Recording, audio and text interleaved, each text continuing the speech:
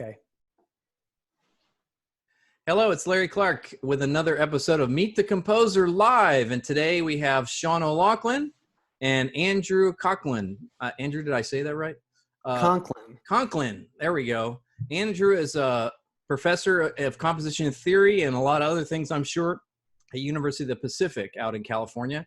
And so, Andrew, if you can take it away and ask Sean all the questions you've been dying to ask and that your students want to know. Yeah, well, thank you so much, first of all, to Larry and Sean, just for doing this, making yourselves available.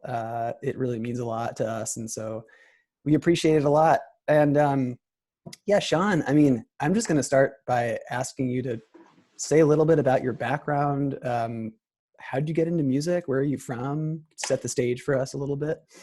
Of course, and Andrew, we were talking off camera before, but we have a colleague in common with Dr. Ruth Britton, who's also at the University of Pacific. She was my, I want to say my first or one of my advisors and a teacher of mine when I was an undergrad. So I had known her for too many years to remember, but and that was at Syracuse University, which is also where I met Larry Clark. Larry was the band director there and marching band director and director of bands at one point. So Larry and I have a long history. Larry was my first conducting teacher. So I look forward to that and arranging and all that. Yeah. So I was a music ed major at Syracuse and kind of got bit by the writing bug. I had tested out of a music theory class in my freshman year because I had taken it in high school. And I started taking composition lessons. And Dan Gottfried was one of my first composition teachers, and consequently studied with Andrew Wagner. And so I have a great friend who's loved working with them. So the name Stephen Taylor was in the mix there, Christopher Hopkins. So I kind of had a nice kind of survey of all the wonderful composition faculty at Syracuse. So I got a lot of good input and all that. And then from there, I kind of switched. I got my music ed degree, but I was really bit by the composition bug. So I went to New England Conservatory to get my master's in composition. So I really started focusing on composition and writing some stuff. And I always joke at one point, and I don't know how many NEC grads will be watching this, but I was like one of the few guys writing melodies in the composition department, at NEC, and you can figure it out. It was all great music, of course, but Tuesday night new music concerts were very interesting. Let's put it that way. So, and then from there, I kind of made some ties with the Boston Symphony. I used to bartend at the concerts there, and some folks at the Boston Symphony. I figured, hey, if you're going to work outside of school, might as well do it at the Boston Symphony. So I got to see, and Seiji Ozawa was the music director at the time. So I got to see all these amazing concerts. And my ties with them kind of put me in touch with some contacts here in Los Angeles. And I've been here ever since for 20 plus years now, which is, and you kind of make your way through, people always ask you, how do you make it as a composer? How do you start making relationships because music is just like a lot of other professions. It's all about relationships. So my relationship with Larry Clark got me into the publishing world. So I'm, thankful to be with Excelsior Music now, and was with Larry. He got me a couple tunes published with Warner Brothers back in the day before they got bought by Alfred. And then when Larry went to Carl Fisher, I was with him there for many, many years. So I'm happy to say I'm one of the composers on the roster at Excelsior Music, which is doing some wonderful things. And not unlike what we're doing here, just to try and keep the music on, keep it on as we're going and working our way through all of this. So, and I got it, when I got to LA, I started working as a music copyist and proofreader in film scores. So a company called Joy and Kane Music, and John Williams is their big client. So I got to work on a lot of John Williams scores and actually seeing the score, copying a violin part, copying a flute, etc. And one of the things that might be helpful for your students as well, Andrew, is I knew I had no idea what a harp was in the way, and I did, but writing for the harp. Sure. And so one of the things I would always do is when they were dishing out, one guy in our office would kind of say, you get a score, and they would say, okay, you take the woodwinds, you take the brass, you take the, we would break it up because, a lot of the parts are similar, so you don't want to double your efforts. And we would work on a central server, etc.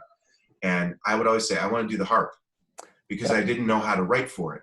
And so I figured John Williams knows how to write for it. So let me see how he wrote for it with the pedals and everything.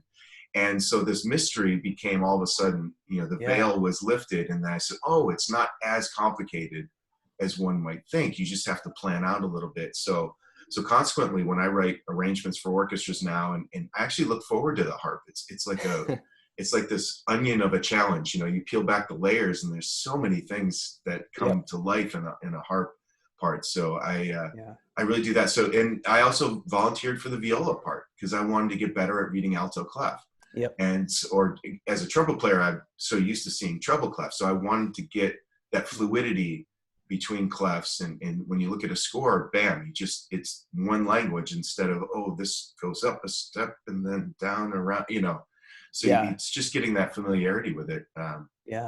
So I've been fortunate to, kind of transition into the conducting world. So I'm a pops conductor now for the orchestra in Syracuse, New York, called Symphoria, and also in Victoria, British Columbia. I kind of fly over you as I go there about 4 or 5 times a year now. So obviously our seasons are on hold right now, but I'm still planning, for next year and coming up. Actually, I was planning a holiday pops concert yesterday and kind of going through all this Christmas music, which seemed eerily satisfying at the same time. So, Right.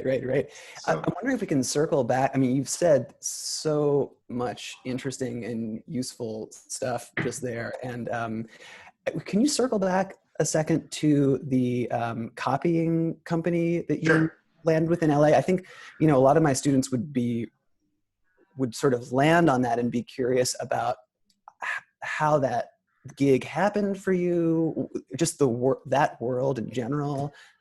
So if you could, and maybe even say the name of the company again, because I think that went by a little bit quickly. Yeah, I mean, there's a few companies here. Disney has their own music library, and there's a couple other companies along the way. And essentially what it is it's a bit of a cottage kind of, almost boutique industry. It's not a huge industry, but you think about music that gets recorded by an orchestra for a film or a TV show or a recording session or a live performance. There's composers, as just don't always have time to create all the individual parts. So I'm a finale guy. Larry actually introduced me to finale 3.1 or something.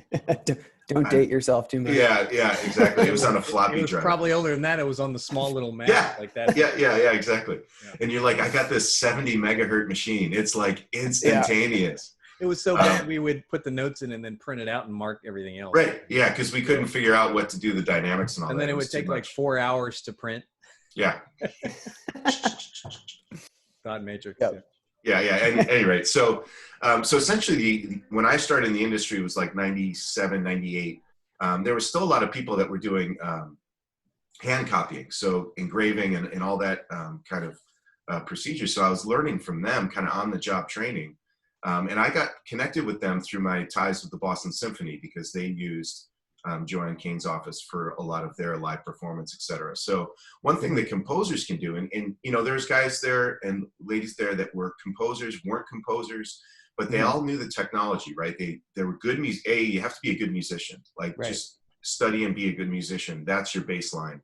And then start really learning the tech of it all. So the notation software, we did a lot of MIDI transcription. Mm-hmm. So MIDI tracks would come in, and when you do you click on the function to do the notation, it looks like a mess, right? It's like a 64th note tied to a double whole note. It looks crazy.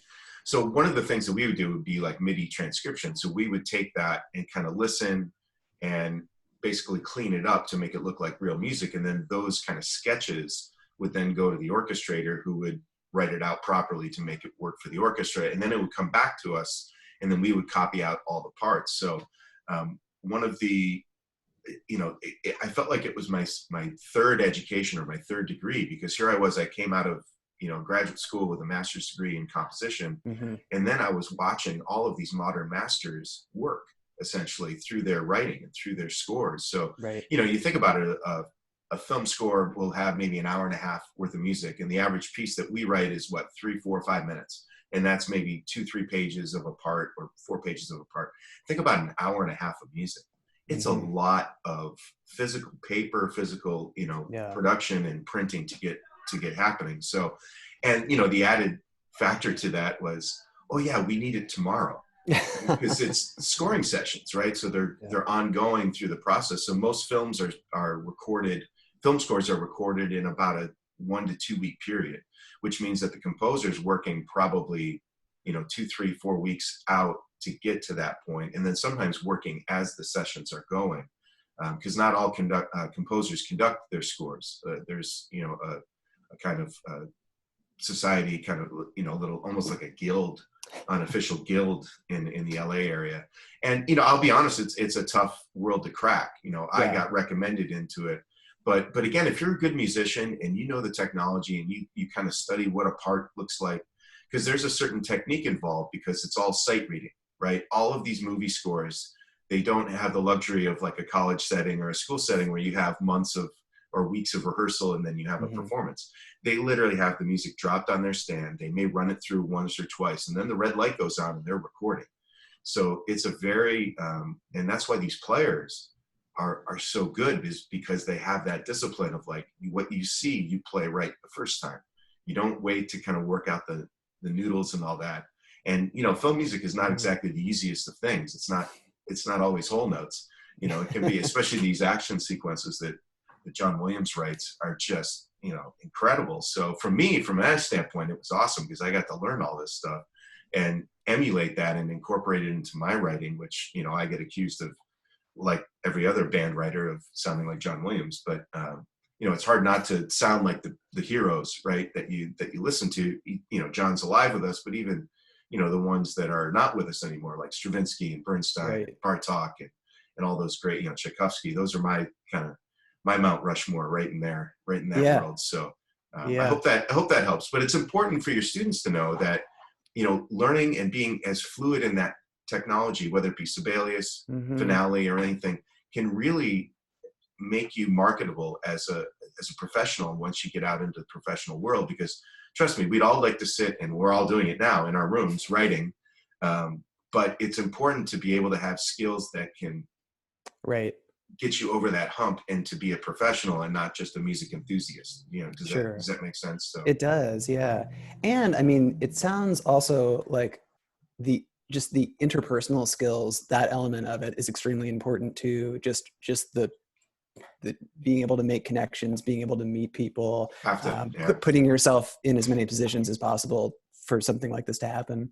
So I've had the good fortune of working with some singer-songwriters along the way and writing arrangements for them. I was going to ask you about that. And so I've literally toured around the world with Josh Groban and conducted orchestras all over the world for him. And last summer I did a summer tour with Sarah McLaughlin, a wonderful Canadian singer. We all love her songs. Oh yeah. And she's just an even sweeter person, which is hard to believe because she's an amazing singer. Yeah. And I remember the first time I collaborated with her, it was a concert at Red Rocks in Denver, and just outside of Denver. And in talking about your interpersonal comment there. My wife was with me, and we were talking to Sarah's guitar player, right?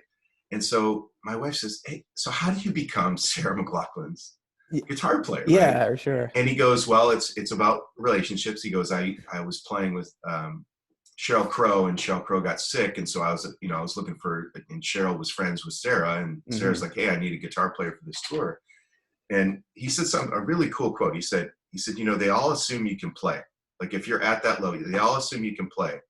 It's how you are on the bus is whether you stick around or not." Meaning, oh, there's Lily. Hi, Lily. Hey. I'll be right there. What's that? I'll help you in a second. Yeah, it's the reality. It's homeschool. Say hi to Andrew. Hey, Lily. She's a budding pianist too. Maybe I should have her play. She's better than I am. She's 7. So yeah. But at any rate, she wants to hear all your words of wisdom. Yeah, no, she's heard them all. That's why she's leaving. No, but it's just interesting, how you are on the bus in terms of, because you're in a confined space, and you day to day, it's not just on the stage, it's how you are able to work with each other, rehearse, etc. So I always take that to heart when I think about, being in my next gig of like, okay, be good on the bus, one of those things. Yeah. So how did the, you mentioned, I'm glad that you brought up this other part of your career, which seems super successful and a big element of what you do, which is conducting. And sometimes that's involved with arrangements that you've done. And sometimes Right. it's been with, you know, with pop singer-songwriters and sometimes not. I think I'm trying to think of this from a student's perspective. And I think I would wonder sort of how did that start? How did that element of your professional career kind of get started? Well, and I mean, being a composer and, you know, kind of music educator, I had a little bit of experience with conducting, but not a crazy amount. Yeah. But what I was noticing is as I was moving through my writing and arranging career, is I would go to, I was fortunate, and I still am fortunate to write for the Hollywood Bowl performances. So if there's a need for artists that come in, and so I've gotten to work with some really awesome people over the years, and you know, you see all the different personalities and how they approach having an orchestra with their music, you know, because they're a band, right? I mean, they're first and foremost a singer-songwriter / band, and then having this big, massive, beautiful, you know, orchestra instrument behind them. Sometimes it works for them, sometimes it doesn't, you know, so you have to use kid gloves when you work into that. But as I was working through my career like that, I noticed that, you know, a lot of the conductors were kind of being thrown into the mix cold. So they didn't really understand the arrangements or understand the songs like I had, because I had been doing, you know, a lot of these songs that I work on, I have to transcribe first because they're not, you know, there's no sheet music for these rock songs. I mean, you can find like a piano lead sheet here and there to give you a head start, but sometimes, you know, like most of the bands, as they start getting on in their career, all the keys start getting lower, you know, because they can't sing as high. So even the ones that, even the lead sheets that you got were like, you know, from when they first came out, and they were in G and now they're in E, you know, so they keep kind of working their way down. But but I just saw that there was a lot of time in the rehearsal that was kind of like a hamster wheel, because they were just trying to, you know, learn the arrangement. And I basically, I said to Sarah McLaughlin, was one of the first ones. I said, Sarah, if there's ever a opportunity, I said, I would love to share the stage with you. I know these, I can conduct, and oh, I didn't know that. And she says, thank you for telling me that. And then sure enough, the next year, after I worked with her the first concert, the next year she went on a 3-week symphony summer tour, and they asked me to be on the bus and, you know, kind of do the whole thing with her. And so the rehearsals, we were finding, we're not taking the whole time allotted. It's usually one rehearsal in the afternoon and then the show at night for these tours that we do. So you have to be very efficient in how you work with your time, which is another good thing for your students to learn too, is they're introducing their music to their performers. You have to know that time is money and time is very valuable. So you can't, you know, necessarily go into it as a workshop thing every time you do it. You have to have kind of your ducks in a row before you go out and rehearse it with the ensembles, etc. So that was a valuable lesson for me. So much so that I worked with some school kids before this thing all shut down. Did a couple clinics, and you know, you get so focused on doing like basically one run through and then go into the performance. And it was such a breath of fresh air to be like, hey, let's take it from number 2, or, you know, rehearsal 2, and do that again. Let's try it this time around. Let's try and add a little bit more acts. You know what I mean? Like actually rehearsing versus just doing run throughs and kind of getting the lay of the land before you get going. So, but it's an important, I think, for your students to be able to conduct and be able to conduct their music, because it's an added element of connection to their music that, you know, sometimes it's hard to let it go to another conductor. And that's part of the process, of course. We can't conduct all the performances of our music. But as they're learning and going through this, you know, enrichment period, I call it in college, you know, enrichment, and they're sponges, right? So if you're a sponge, soak up as much as you can along the way. And I think conducting is part of being a good composer, because then you get to feel how your music plays out in the real world, because we could listen to the finale playbacks all we want and they're perfect, right? But why is that trumpet player missing this note? Or why is this lick in the violin so difficult? And when you're on the podium and you see them, you know, physically working on your music, it really gives you some feedback that you can't get when you're in the audience. So thanks. So, you know, you made the connection to sort of some of the stuff you did as a music ed undergrad, and how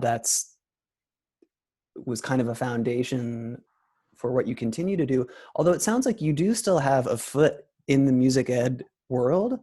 Is that Yeah, right? I've I mean, I guess so as a composer, yeah, but for with, sure, as a writer, it's kind of an overarching yeah, involvement. But yeah. I've really enjoyed. We moved to the area we're in now about 5 years ago, and so Uh-huh. now my oldest daughter is playing trumpet in the band. And the Yeah. first thing I did after the first concert is I called my parents and thanked them. Because beginning band concerts, especially the first one in December, can be pretty harrowing experience. But it's Right. part of the learning process. So Yeah. but I found that I've been getting involved with the music programs here locally. So I'll Yeah. do some clinics with and I've gotten to know Yeah. some of the band directors here, and we'll Yeah. play golf, and then it'll be like, they'll bribe me with a round of golf. They'll be like, hey, can you come work with your kids? I'll cover your next round of golf. So I'm like, okay, that's a good. Sure. I'm an avid golfer, so it's like that's a good Yeah. currency for me. But Right. They know you. um, Yeah. yeah, Yeah. but it's been fun too, because even things that I'm working on, like the Yeah. high school director here, it's a very Westlake High School is an incredible program, one of the best ones in the state of California, Yeah. and he'll be like, yeah, show me anything you got or whatever. So in fact, Larry, I brought over Moonlit Skies, the band setting that I did before it, right after you recorded it, and I was like, hey, can we play it? And so we were able to play it with them and see it come to life. And the kids got a kick out of that, right? It's like nobody's played this before, and we're just reading it, and the kids, really, really enjoyed that. So I think that's one thing that is really important too, is the kids getting a hand on this new music that's literally new, and then the composer's right there to kind of give them the feedback that they want. Yeah. Yeah. Great. So listen, I'd be remiss if I didn't. Dr. Britton forwarded me a couple of questions, which I Uh-oh. asked from her, and I'd love to get this one in here, which has to do with this sort of your take on the newer emerging national standards in music ed that prioritize creating and improvising and composing. And so Dr. Britton was wondering, do you have any general advice to those who are hoping to explore in those areas? Yeah, one of the exercises that I remember doing in a form class as an undergrad has Yeah. stuck with me Hmm. is we literally, the assignment was to take, and this kind of goes back to the music copying element that we were talking about, but Mhm. it was literally take a Bach invention for piano or keyboard and literally physically copy what you saw. And you could really almost like have this tactile connection Mhm. to how the counterpoint is written, how the harmony is written. And it was a really great learning tool. So that's one thing, like if people are like, the most intimidating thing for a composer is a blank page, right? Mhm. Like it can go anywhere. Like, you have to put some note down somewhere. So, getting that process started for people that are, rather intimidated by it, I always say, just write one note and then write another note and then Yeah. see where it goes from there. Or even more importantly is go for a bike ride, go for a walk, like get away from a physical instrument that you may have, like if I wrote like I played the piano, I would never make a dollar. I could play good barroom piano, but and entertain the kids at birthday parties, but you're not going to see me, Yeah. playing the Bartok Third Piano Concerto in front of an orchestra anytime soon or anything. But so from that standpoint, this is my biggest tool when it comes to writing, even more so than the technology. It's important to know that to be able to share your ideas, but really exploring your inner ear, hearing something, transcribing it, just hearing a melody, hearing an interval, transcribe it, write it down, like get the closer you can get those two connected with your ear and your writing, then the more fluidity you have when you go to have ideas. So if you're, like half the time I'll be in a car, and if you drive next to me, I'll be kind of bouncing around and my radio won't be on. It'll be me just kind of playing with ideas in my head. And then when I, safely park the car, then I can, grab a napkin or a tissue or whatever it is and start writing down some ideas. Or I use the record phone, Yeah. the record thing on your phone, and I'll sing ideas and then email it to myself. So it's in the kind of my forefront. So, Yeah. Yeah. so those types of basic exercises, copying, even simple piano music, or, once you get kind of more advanced, like start copying orchestral scores to see how things are constructed and voiced. And, if there's a moment that you like in one of your favorite pieces, for example, there was the opening to Firebird always fascinated me. Mhm. That kind of, the Mhm. harmonic thing. And I was like, what does it look like? So I went and bought the score. I was like, oh, this is what it looks like, you know, and he's got, so now, you know, you start connecting your ear to what it looks like physically on the page. And then again, it's the more that you, and it's just time, right? It's time and effort and energy. And the closer that you get to having those two things together, the more efficient you can be as a writer. Yeah, it's so cool that you're one of the things I'm hearing you say is you're trying to sort of slow down the process that can be so fast. I mean, we can write things in Sibelius and Finale, like we can write so much so quickly if we want to, but then here are these tools to just take something and dig into it. And part of what that entails is slowing things down and getting into the details. Yeah. So I'm glad you said that. Yeah, it's like the athletes when they're in the zone, right? Life kind of slows down a little bit. Exactly. In the basket, yeah, the basketball players looks, that's what they say. Huge. Yeah, it looks big as a house. So the sooner you can get to those notes looking, you know, right, as inside, big as they can and as slow as they can, then it kind of gets to that point. Yeah. Well, listen, I think that might be a good place for around 9:30, and you got to go help Lily on her piano. It's school time. Yeah. It's school time, but thank you so much to both you and Larry. The students will be thrilled, and once again, I really appreciate it. Of course, and if there's more kind of follow-up questions, you know, please feel free to email and all that. I would love to keep the process going because it's an ongoing conversation. You know, these are 30-minute clips, but as you know, Larry, these are ongoing conversations we always have. Oh, absolutely. And they're not conversations that happen enough, especially with young composers. And Sean will agree with this because I probably told him this, but a lot of times in composition, they don't learn how to make a living as a composer. They just learn how to do the technique of it. But there's so much that goes into finding a way to write music so you can actually eat and pay bills. And being an advocate for yourself, because at the end of the day, you're the only one that really wants you to succeed. So the sooner you get going on that, and don't be ashamed to tell people about what you're doing. You know, that's sometimes, and I struggle with that because I tend to go on the humble side of the meter, but there's a side of the meter where you do need to, you know, bang the drum and shout it out that, you know, your stuff is good and your stuff is worth their time. Your music is worth their time. So. Absolutely. Yep. Andrew and Sean, thank you so much for taking the time today. I appreciate it. Thank you, Larry. And, you're very welcome. And again, this is Larry Clark from Excelsior Music Publishing with another Meet the Composer. And we'll do more of these and check back to our website often for more of these during this challenging time. We hope that this helps your students. Until next time. See ya.